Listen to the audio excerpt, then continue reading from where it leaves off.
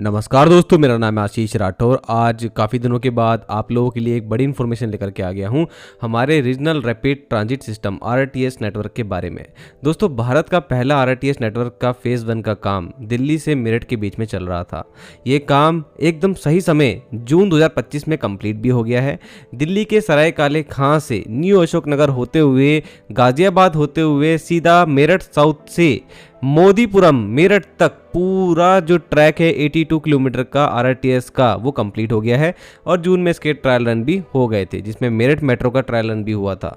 तो दोस्तों, अब बिल्कुल फाइनल स्टेज में आ गया है ये प्रोजेक्ट और तैयारियां हो रही हैं कि कब इसका उद्घाटन होगा। जल्द ही इसकी अनाउंसमेंट होने वाली है। सारे के सारे स्टेशन बिल्डिंग जो हैं मेरठ साउथ के बाद में जो अभी तक चालू नहीं हुए हैं वो तैयार हो गए हैं और वहां पर फिनिशिंग वर्क भी हो गया है। इस कॉरिडोर में 17 किलोमीटर का प्रायोरिटी सेक्शन साहिबाबाद से दुहाई डिपो तक इसको ओपन किया गया था अक्टूबर 2023 में प्रधानमंत्री नरेंद्र मोदी जी के द्वारा, और अब अक्टूबर 2025 आ ही गया है, अगला महीना अक्टूबर का है। तो हो भी सकता है कि पूरा ही सेक्शन अगले महीने खुल जाए दिवाली से पहले, और दिल्ली और मेरठ वासियों के लिए और आसपास कस्बों और गांवों के लिए भी एक काफ़ी अच्छा नेटवर्क ये खुल जाएगा और दिवाली गिफ्ट इसको हम कह सकते हैं, अगर सरकार इसको अगर अक्टूबर 2025 में खोलती है। बाकी दोस्तों, ये काम तो हुआ, अब NCRTC को कुछ ना कुछ नया काम शुरू करना ही होगा और काफ़ी काम पेंडिंग है। पहले से ही आप लोग जानते हैं कि दिल्ली से पानीपत और फिर आगे करनाल तक हमारा RRTS बनना है और दिल्ली से सीधा गुरुग्राम होते हुए अलवर तक और SNB तक कॉरिडोर बनना है। ये भी काम अभी पेंडिंग है और इसका अभी भी अप्रूवल नहीं मिल पाया है कैबिनेट से। तो अभी यहाँ पर हाल ही में minister of housing and urban affair, इस मिनिस्ट्री के अंदर में ही ये सारे मेट्रो और रैपिड के प्रोजेक्ट आते हैं। तो दोस्तों, इसके जो अभी मिनिस्टर हैं, minister of housing and urban affair, वो हैं मनोहर लाल खट्टर जी, जो खुद करनाल हरियाणा से आते हैं। तो उनका भी हाल ही में बड़ा इवेंट हुआ और शिलान्यास किया उन्होंने खुद जाकर के गुरुग्राम मेट्रो के एक्सटेंशन प्रोजेक्ट का। उन्होंने वहां बताया किस तरीके से गुरुग्राम और आसपास के क्षेत्रों को मेट्रो से जोड़ा जा रहा है, मेट्रो के जाल को किस तरीके से बिछाया जा रहा है। हालांकि मेरा फोकस था कि वो RRTS नेटवर्क को लेकर के क्या बोलने वाले हैं, और उन्होंने RRTS नेटवर्क के बारे में बात करी भी। उन्होंने आश्वासन दिया है, जो पहले भी एक न्यूज आई थी दोस्तों, कि कैबिनेट के पास से जल्दी ही अप्रूव होने वाला है हमारा दिल्ली अलवर RRTS प्रोजेक्ट। तो उन्होंने भी यही कहा कि जल्द ही ये वाला प्रोजेक्ट जो है अप्रूव होने वाला है। इस बार भी उन्होंने ये कहा है।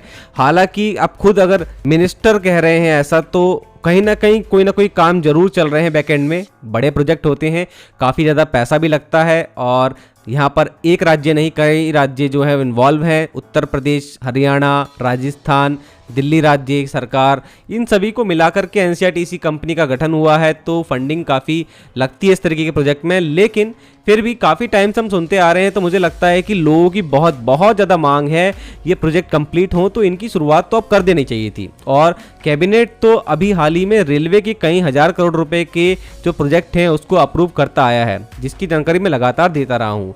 तो कैबिनेट को मुझे लगता नहीं कि कोई बड़ी दिक्कत आएगी इस प्रोजेक्ट के ऊपर भी बड़ा फैसला लेने में, क्योंकि ये काफ़ी इंपॉर्टेंट प्रोजेक्ट है दिल्ली NCR को लेकर के, और दिल्ली NCR के काफ़ी ज़्यादा बड़े ट्रैफिक और पॉल्यूशन की प्रॉब्लम को ये सॉल्व करेगा। और हमने दिल्ली मेरठ के बीच में दूरियां कम होती देखी हैं, और जब दिल्ली मेरठ का ये पूरा कॉरिडोर शुरू हो जाएगा आने वाले कुछ ही दिनों में, तो आप देखेंगे सिर्फ 55 मिनट अप्रॉक्स लगने वाले हैं हमारे दिल्ली से मेरठ के बीच में। और खुद मैंने भी सफर करके देखा है, ट्रेन काफ़ी बेहतर स्पीड में चलती है और कई बार 160 kmph को भी अब टच कर लेती है, क्योंकि स्टेशन काफ़ी पास है।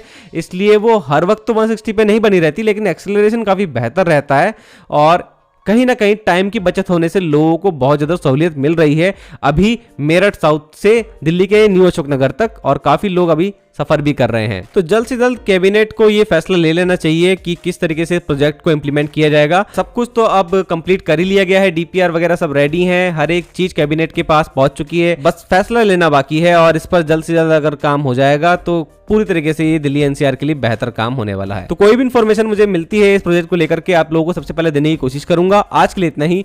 वंदे मातरम, भारत माता की जय। नोडल शहर हमारे शहरों के बाद 8-8, 10-10 किलोमीटर के बाद काफी बन गए हैं। उसके लिए नई योजना शुरू की है RRTS, rapid rail transport service.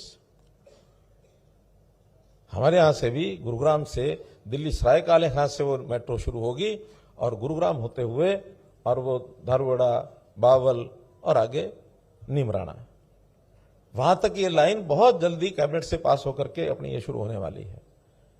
इसमें हर 8 किलोमीटर के बाद स्टेशन होंगे, वो भी ताकि शुरू से आखिर तक वो 1-1.5 घंटे में पहुंच जाए। और उसी आरटीएस में से ही एक और उसकी ब्रांच जो फरीदाबाद और जेवर मेट्रो तक वो जाएगी, वो भी इसी का हिस्सा है।